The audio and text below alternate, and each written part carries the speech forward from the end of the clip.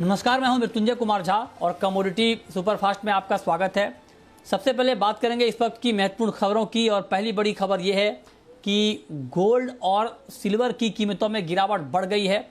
MCX पर सोना करीब 500 रुपये लुढ़क गया है, 48,500 के नीचे आ गया है गोल्ड का भाव और चांदी का भाव 71,700 रुपये के नीचे आ गया है। अंतर्राष्ट्रीय बाजार में गोल्ड करीब 1% नीचे है और $1860 प्रति औंस के करीब है और चांदी का भाव $28 के नीचे है और वहां पर भी करीब 1% तक की गिरावट दिख रही है। एक हफ्ते से ज़्यादा के निचले स्तर पर है गोल्ड और महंगाई और इकोनॉमी की रिकवरी पर फेड के बयान का इंतजार है मार्केट को। 15-16 मई को फेड की महत्वपूर्ण मीटिंग है।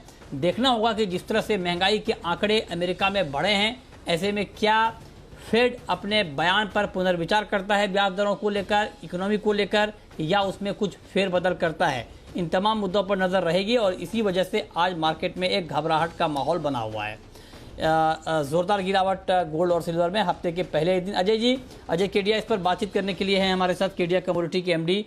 अजय जी, बहुत स्वागत है आपका। बताएं कि आज क्या आपको लगता है कि गोल्ड की ये कमजोरी और बढ़ सकती है और इंट्राडे में भाव 48,000 के भी नीचे आ सकता है?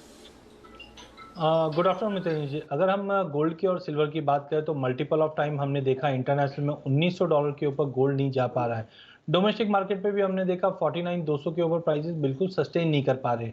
इसका मतलब ये नहीं है कि मार्केट में मंदी है, क्योंकि हमने ये दायरा पहले भी देखा है कि 1850 से लेकर 1910 का जो दायरा है उसी दायरे में ब्रॉडर वे में काम कर रहा है।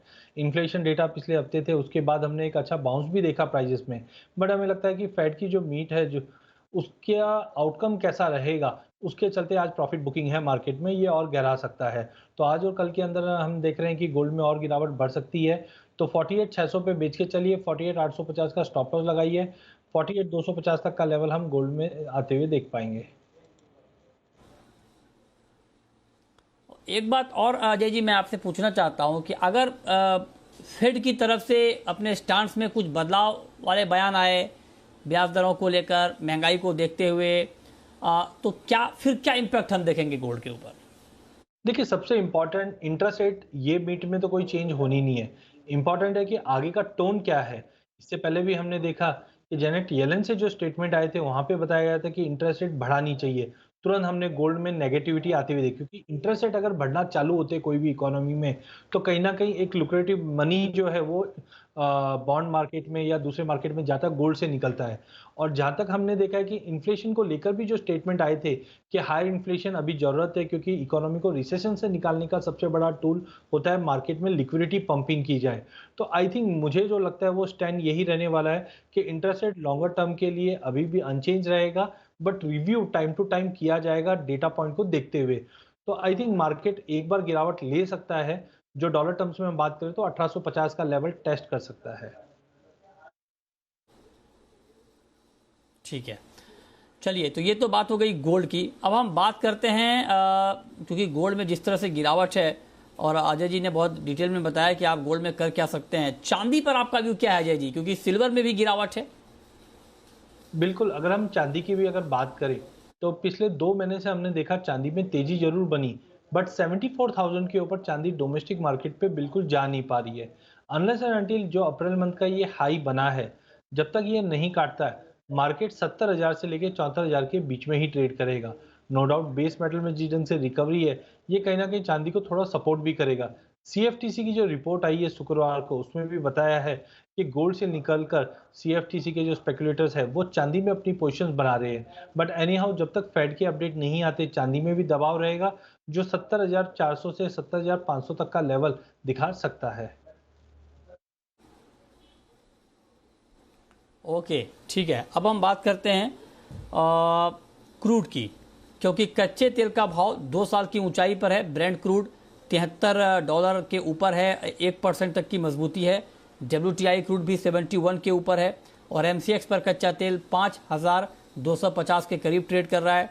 नॉर्थ अमेरिका, यूरोप में डिमांड बढ़ी है, उसका इम्पैक्ट हमने प्राइस पर देखा है। क्या लगता है अजय जी आपको कि क्रूड की ये तेज़ी बढ़ेगी और क्या MCX पर हम 5400 या उससे ऊपर का लेवल भी देख पाएंगे इस हफ्ते? देखिए, काफ़ी हाई टाइम है क्रूड के लिए, क्योंकि एक तरफ हम देख रहे हैं कि जिस ढंग से इकोनॉमी रीओपन हो रही है, ये कहीं ना कहीं क्रूड को सपोर्ट करती है। लेकिन सबसे इम्पॉर्टेंट है ईरान का सैंक्शंस। कि यूएस और ईरान के बीच में जो सैंक्शंस है, अगर यहाँ पे ओपन अप होता है तो कहीं ना कहीं ईरान का जो आउटपुट है वो मार्केट में आएगा, और ये काफ़ी बड़ा क्वांटिटी है जिसकी वजह से लगता है प्राइसेस में फिर से गिरावट आ जाएगी। बट एज ऑफ नाउ जब तक ईरान से आउटकम क्लियर नहीं आते हैं और इन्वेंट्री डेटा भी जिस ढंग से दिखा रहा था, हमें लगता है प्राइसेस डोमेस्टिक मार्केट पे 5000 का लेवल जब तक रीच नहीं करता है, पॉसिबल है कि हम 5300-5350 तक का लेवल दिखा दें। बट बिल्कुल ये हफ्ता आपको ईरान के ऊपर ध्यान रखना है। अगर ईरान का आउटपुट हिट होता है, ऐसा कुछ भी न्यूज़ आता है, तो हम एक बड़ा फॉल क्रूड में देख पाएंगे। अदरवाइज हम 5350 तक का लेवल क्रूड में देख पाएंगे। ओके, अब हम बात करते हैं एक महत्वपूर्ण खबर की, एग्री मार्केट की, जहां पर जबरदस्त गिरावट है। क्रूड पाम तेल 2% से ज्यादा टूट गया है, 1000 के नीचे। शुरुआती कारोबार में 6% तक गिरा हुआ था, उसके बाद थोड़ी रिकवरी आई है। सोयाबीन, सरसों, सोया तेल, सारे के सारे काउंटर आज जबरदस्त तरीके से गिरे थे शुरुआती दौर में। हालांकि उसके बाद अब कुछ रिकवरी लौटती हुई दिख रही है। कॉटन केक, चना, ग्वार, यहां पर भी दबाव है। ओवरऑल एग्री मार्केट में जो गिरावट आई है अजय जी, इसके पीछे क्या वजह है? आज हफ्ते के पहले ही दिन मार्केट क्यों लाल निशान में है, सारे के सारे काउंटर? देखिए, अगर सारे कॉन्ट्रैक्ट की बात करें, सबसे पहले एडिबल ऑयल पैक, जिसमें हमने पिछले हफ्ते ही देखा था कि ड्यूटीज़ को लेकर जो अनसर्टेनिटी बनी थी, उसके कारण हमने डोमेस्टिक मार्केट में फॉल आते हुए देखा। बट पिछले 2 दिन के अंदर हमने ये भी देखा, मलेशिया में जैसे 15 जून तक लॉकडाउन है, उसके बाद लॉकडाउन ओपन हो जाएगा। तो उम्मीद जताई जा रही है कि वहाँ पे जो लेबर कंसर्न थे वो कहीं न कहीं आगे जाके नॉर्मलाइज़ हो जाएँगे। साथ में यूएस से भी देखा हमने कि जो बायोफ्यूल का जो मैंडेट है, इसके अंदर रिलीफ़ के लिए बातें चल रही है। अगर रिलीफ आ जाता है तो डेफिनेटली जो कंजम्पशन ऑफ बायोफ्यूल के अंदर जो पाम ऑयल लगना है, उसमें भी ड्रॉप आएगा। तो एक साथ ये 3 न्यूज़ आने की वजह से पूरे एडिबल ऑयल कॉम्प्लेक्स में हमने गिरावट आती हुई देखी। बट लुक्रेटिव लेवल पे अगर हम देखें तो मस्टर्ड मुझे लगता है कि काफ़ी लोअर लेवल से अच्छे से एक सपोर्ट मिल रहा है। तो ओवरऑल हमें लगता है कि पूरे एडिबल ऑयल पैक के अंदर मस्टर्ड एक अच्छा काउंटर रहेगा। वहीं चने में भी हमने देखा कि आज मार्केट में अचानक ही एक स्पाइक आया नीचे में, जो 5100 का भी लेवल तोड़ता हुआ दिखाई दिया। एज़ ऑफ नाउ हमें लगता है कि जब तक स्टॉक को लेके क्लैरिटी नहीं आती, 5100 के इर्द-गिर्द ही हम चने को ट्रेड करते हुए देखेंगे। मसालों के अंदर भी ऐसा ही कुछ ट्रेड था, बट धनिया, जीरा जी, हमें लगता जी। है लोअर लेवल से सपोर्ट लेना चाहिए। ओके, ठीक है, ठीक है। हाँ, हाँ। ओके, ठीक है। बहुत शुक्रिया अजय जी आपका हमारे साथ जुड़ने के लिए, बताने के लिए कहाँ पर ट्रेड का मौका बनेगा।